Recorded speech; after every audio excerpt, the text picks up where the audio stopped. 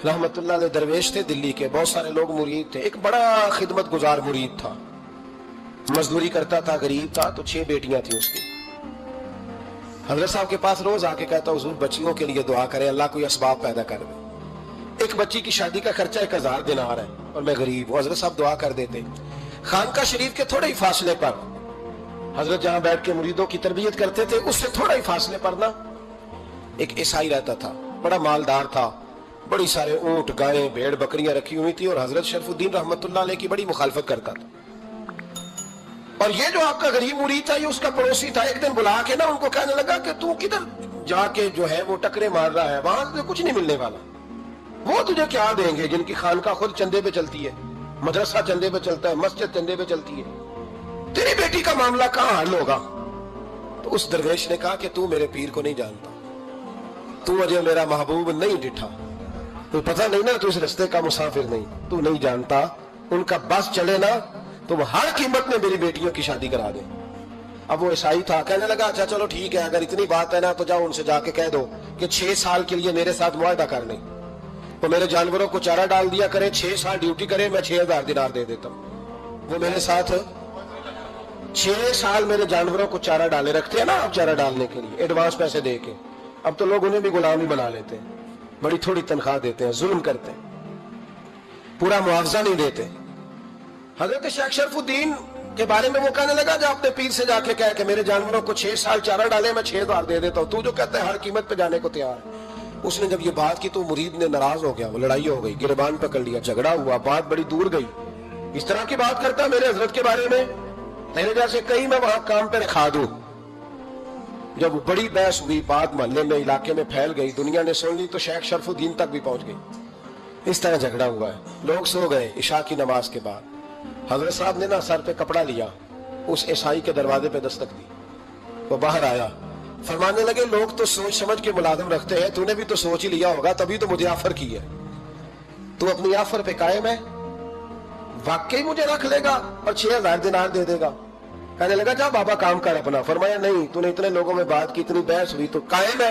कहने लगा मैं तो कायम हूं, पर आपने नहीं कायम रहना। फरमाया मैं सोच समझ के आया हूं। उसने कहा आप ड्यूटी करेंगे, भैंसों को चारा डालेंगे? फरमाया एक शर्त, बस जब अजान हो जाए ना तो मुझे रब की नमाज पढ़ने की इजाजत दे देना, बाकी सुबह शाम जो तू कहेगा। अगर उस गरीब की बेटियां ब्याही जाए तो मुझे और क्या चाहिए? उसकी 6 बेटियों का बोझ है उसके सर पे, तू मुझे रख ले। अल्लाह अकबर। वो कहने लगा चले पे मेरे साथ खते बंदगी कर ले। आजकल हम स्टाम्प करते हैं, उस जमाने में खते बंदगी होता था, गुलामी का खत, काजी शहर के पास। यानी उसका ख्याल था कि चलो स्टाम्प की बात करूंगा तो भाग जाएंगे। फरमाया चल मैं तैयार हूं। काजी तक गए, तय हो गया, 6000 दिनार दे दिए। हजरत ने मुरीद को बुलाया, फरमाया पुत्र ये लेगा, जा मेरी बेटियों को रवाना कर दे।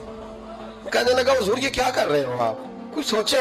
फरमाया यार जब तुझे बेटा बना लिया तो फिर मेरी पोतियां तो लगती हैं ना, मेरा हक तो बनता है ना, जा जाके ड्यूटी कर, उनको ब्याह दे। बात फैल गई। बादशाह भी अकीदतमंद था, वो 12000 दिनार लेके पहुंचा। क्या बताऊं इन रब के बंदों का दिल कैसा होता है, क्या दर्द होता है कि रंग 12000 दिनार लेके बादशाह आया और आके हजरत को पेश किए का हुजूर आप दें इस ईसाई को डबल दें और जाए काम करें। आप फरमाने लगे तू पैसे दे, शर्तें ना लगा, मेरा जहां दिल करेगा मैं खर्च करूंगा। मुझे तो मजा ही अब आने लगा है, अभी तो लुत्फ आ रहा है, अभी तो जायका आया है कुछ करने का। पैसे दे रहे हैं तो दे, पाबंदी ना लगा, जहां मेरा दिल करेगा मैं। उसने कहा हुजूर ठीक है रख ले। हजरत ने फजर मस्जिद में पढ़ी, जेब में 12000 दिनार थे। ऐलान फरमाया भी किसी और की बेटी भी बैठी है तो पैसे मेरे पास है। वो 12000 दिनार भी बांट दिया और 12000 दिनार बांट के ना तो फिर चले गए खेत में चारा काटने। उस ईसाई को किसी ने बतलाया कि उनके पास तो 12000 आया है, पर तुझसे जान नहीं छुड़ाई उन्होंने। वादा ये हुआ था कि 6 देंगे तो जाएंगे, जब तक देंगे नहीं तेरे घर में काम करेंगे। वो ना चारा काट रहे थे, हजरत साहब तो वहां पहुंच गया, दूर जाके खड़ा हो गया। कहने लगा बाबा पहले तो मैंने मुसलमानों के इखलाक सुने थे, अब तो मैंने देख भी लिए, पर ये बता जब 12000 आया था जान क्यों नहीं छुड़ाई? तो हजरत चारा काटते काटते रो पड़े। फरमाने लगे तू नहीं ना जानता, ये बेटियां सांझी होती हैं, पता नहीं ना। मेरे रसूल पाक ने तो हातम ताई की बेटी के सर पे कपड़ा रख के कहा था बेटियां बराबर होती हैं। तो ये नहीं पता जब उसकी 6 बेटियों की शादी हुई है, میرے اندر روحانیت کتنی بڑی ہے. فرمایا پھر 12,000 آیا ہے تو 2-4 بچیاں پھر گئی ہیں. یہ نہیں پتا میں اندر سے راضی کتنا ہوں. میں تیری نوکری کرتا رہوں گا, پتہ نہیں اللہ کتنی بیٹیوں کو بیاہ دے گا. اتنا رویا وہ عیسائی کے پیروں میں بیٹھ گیا, کہنے لگا بابا میں نے تیری مخالفت کی ہے پر تیرے قریب آ کے پتہ چلا ہے کہ تو بہت اونچے اخلاق کا مالک ہے, اور اگر تیرا یہ مقام ہے تو تجھے اخلاق سکھانے والے محمد عربی کی شان کتنی ہوگی. ظالم کی بولیے جاتے نہیں لوگ جھوٹے گواہ بن کے.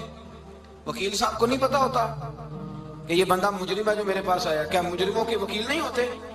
بولے تو اس کو پتا نہیں ہوتا وکیل صاحب کو کہ یہ صاحب مجرم ہے, میرے پاس مقدمہ لے کے آئے. اور اگر بے ادبی نہ ہو جائے تو میرا خیال ہے قاضی عدالت کو بھی پتا ہوتا ہے کہ مجرم کون ہے اور مظلوم. میرے نبی پاک صلی اللہ علیہ وسلم نے اس قدر زیادہ سختی فرمائی اس مسئلے میں. فرمایا جس کو پتا تھا کہ فلاں آدمی ظالم ہے, ظلم کر رہا, پھر وہ ظالم کا گواہ بنا یا اس نے ظالم کی مدد کی, کتنی کی؟ شارحین لکھتے ہیں چاہے اس نے ایک جملہ بول کے کی, چاہے ایک, سارے بولیے, چاہے ایک غریب کو اس نے ظلم کیا تو کہتے ہیں لاج یہ سے, چاہے ایک جملہ بول کے کی. شارحین اس حدیث کی شرح میں لکھتے ہیں ایک جملہ بول کے چاہے مدد کی. جس بندے نے کسی ظالم کی مدد کی کسی مقدمے میں یا کسی صورت میں, اسے پتا تھا یہ ظالم ہے, میرے نبی پاک صلی اللہ تعالیٰ علیہ وسلم فرماتے ہیں اگر اس نے مدد کی, ابھی ظالم کی بات نہیں ہو رہی, ظالم کے مددگار کی بات ہو رہی, اگر کسی نے ظالم کی مدد کی تو حضور فرماتے ہیں خدا بھی اس سے بری و ذمہ ہے, رسول بھی اس سے بری و ذمہ ہے. سنبھال کے رکھے اپنی نمازیں, قربانیاں, حج, زکوٰۃ سنبھال کے رکھے. اگر ظالموں کا مددگار ہے, الیکشن آ لینے دے, آپ کو نظر آ جائے گا کون کون ظالموں کا مددگار ہے, نظر آ جائے گا. اپنی جیب سے لوگ پیسے دے کے ظالموں کی مدد کریں گے, ان کے فلیکس چھپوائیں گے, بورڈ لگوائیں گے, جیبوں سے پیسے دے گے. ہم نے خود آگ لگائی ہے چمن میں اپنے, بے سبب گردش ایام کو الزام نہ دو, ہم نے خود نور کا ظلمت سے کیا ہے سودا, کر کے توہین سحر شام کو الزام نہ دو. ظالموں کے مددگار میدان میں آ گئے, یہ چھوٹا لفظ نہیں. میرے حبیب پاک صلی اللہ علیہ وسلم نے فرمایا جو ظالم کا مددگار ہے سن لے, سن لے, جو سجن کے ساتھ کچہری جاتا ہے وہ یاد رکھے, جو دوست کا گواہ بنتا ہے وہ یاد رکھے, جو کہتا ہے میں مانگی گیا تھا, مجھے بلایا گیا تھا قبضہ چھڑانے کے لیے کسی غریب بیوہ کی جائیداد پہ, کب وہ سن لے تو مدد کر کے نہیں آیا, تو خدا کے ذمے سے نکل گیا. رسول پاک نے فرمایا تیرا میرا تعلق ختم ہو گیا, تو ظالم کا مددگار ہو گیا. پھر تو کہتا میں بے چین ہوں, میں بے قرار ہوں, میں آزمائش کا شکار ہوں. پلٹ کے دیکھ تو صحیح تیرا گناہ کتنا بڑا ہے. میرے نبی پاک صلی اللہ علیہ وسلم کا ایک اور فرمان سننے, ابن ماجہ ابو داؤد میں موجود ہے. اس حدیث کو آپ نے یاد کر لینا ہے, کر لیں گے انشاءاللہ, سارے کہیے انشاءاللہ کر لیں گے یاد. حضور صلی اللہ علیہ وسلم نے فرمایا اگر تو ظالم کی مدد کرے گا نا, یہ لفظ دل کی تختی پہ لکھ لینا, یہ مکافات عمل ہے, مکافات عمل دنیا, ادھر کرو گے تو ادھر بھرو گے. فرمایا اگر تو کسی ظالم کی مدد کرے گا, سن لے حضور کا فرمان ہے, اگر تو ابن ماجہ ابو داؤد سیاہ میں موجود ہے, فرمایا اگر تو کسی ظالم کی مدد کرے گا تو رب تعالیٰ مرنے سے پہلے پہلے تیرے اوپر بھی ظالم کو مسلط کر دے گا.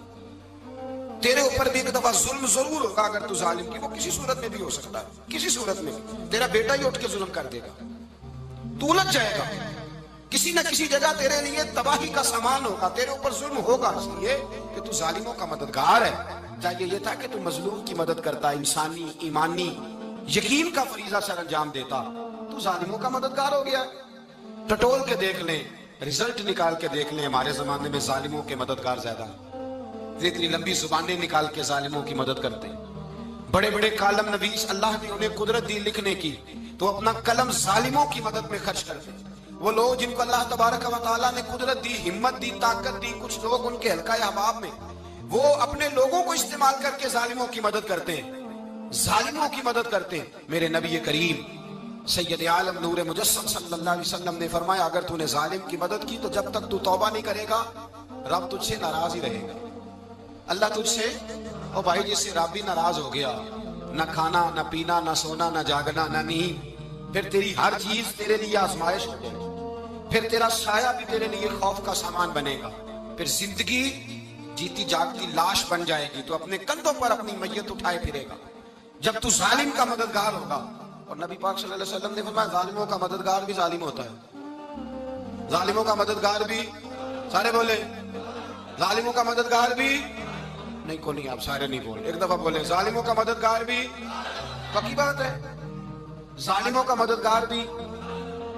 अल्लाह, जिसका यराना हो, जिसका दोस्ताना हो, जो कहे मैंने ना इसको औखे वेले के लिए जालिम को याद रखा हुआ है। कभी मुश्किल में रखे नहीं हुए लोगों ने जालिम दोस्त? कहते मैंने रखे हुए हैं, बल्कि हमारे देहात में तो कहते हैं मैंने बाजू बनाए हुए हैं। किसको बाजू बना लिया? जालिम भी कभी बाजू होता है? जो जुल्म की तलवार लिए मैदान में खड़ा है, कारून, हामान, फिरौन, नमरूद का हाल नहीं लोगों ने देखा? अपने जमाने में आपने कितने लोग नहीं देखे जिनके साय से, आवाज से लोग कांपते थे? फिर पुलिस की गाड़ियों में वो इस तरह मुर्दा पड़े कि दुनिया ने तमाशा देखा उनका। ये रंग हमने देखे नहीं अपने आंखों से।